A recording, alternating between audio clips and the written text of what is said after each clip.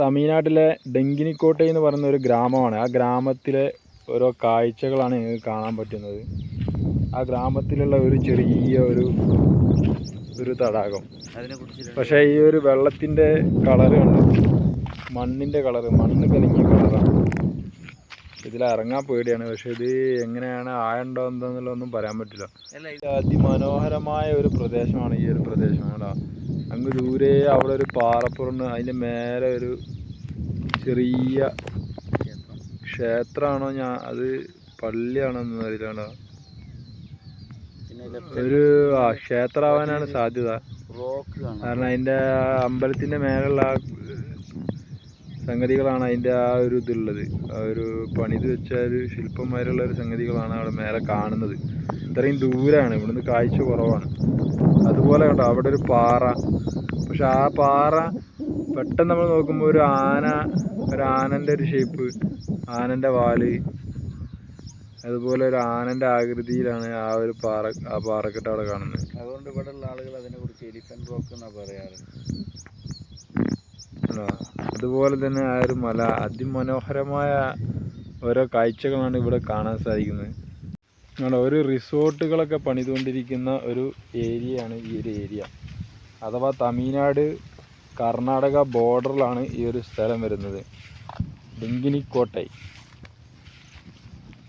അഥവാ ഈ ഒരു പ്രദേശത്തേക്ക് നമുക്ക് കർണാടക മൈസൂർ മുത്തങ്ങ വഴി ആണ് വരുന്നത് കൂടുതൽ. ഇത് ബാംഗ്ലൂർ ഹൊസൂർ സൈഡാണ് ഈ ഒരു ഗ്രാമം വരുന്നത്.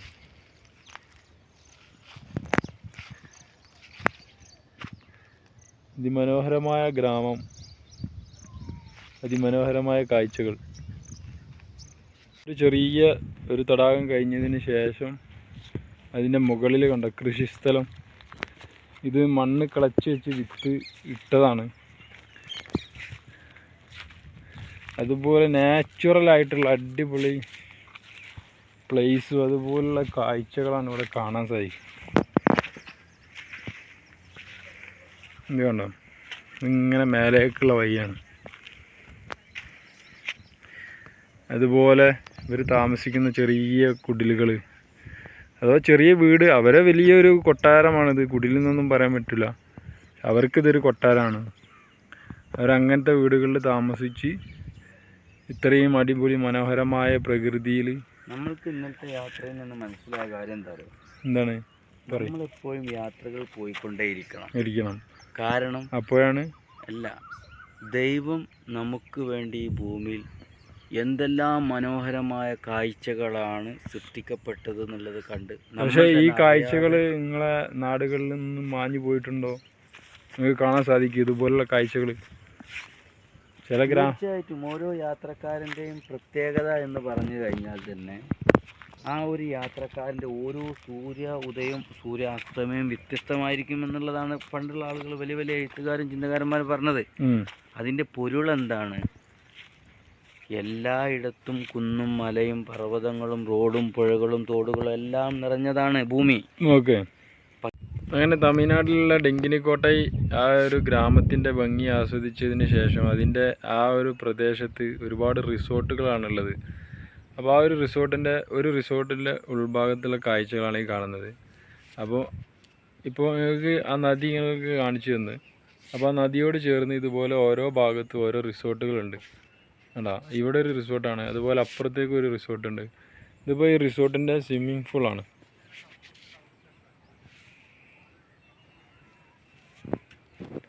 ഈ സ്വിമ്മിംഗ് പൂളോട് ചേർന്നിട്ട് ഇതുപോലെ ഓരോ റൂം.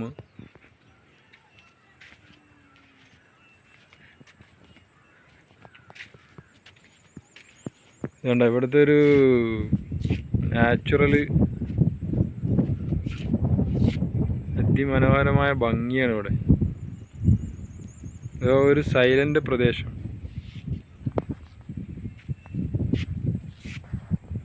ഓരോ റിസോർട്ടുകളാണ്, അവിടെയൊക്കെ റിസോർട്ടുകളുണ്ട്. അതുപോലെ അതിൻ്റെ ഒരു റൂമാണ് ഈ റൂം. ഒരു ചെറിയ കോട്ടേജാണിത്. അതുപോലെ ഓരോ കോട്ടേജുകൾ അവിടേക്ക് അതിൻ്റെ മേൽഭാഗത്തേക്ക്, അതുപോലെ കുറച്ച് ഉള്ളിലേക്കായിട്ട് അതിൽ ഒരു ഓപ്പൺ സ്റ്റേജിൽ വരുന്ന ഒരു ചെറിയൊരു കോട്ടേജാണ് ഈ കാണുന്നത്. ഇവിടെ വർക്കുകൾ ഇങ്ങനെ നടന്നുകൊണ്ടിരിക്കുകയാണ്. എന്നാലും അതിൻ്റെ ഇടയിൽ ഈ കോട്ടേജുകളൊക്കെ അവൈലബിൾ ആണ്.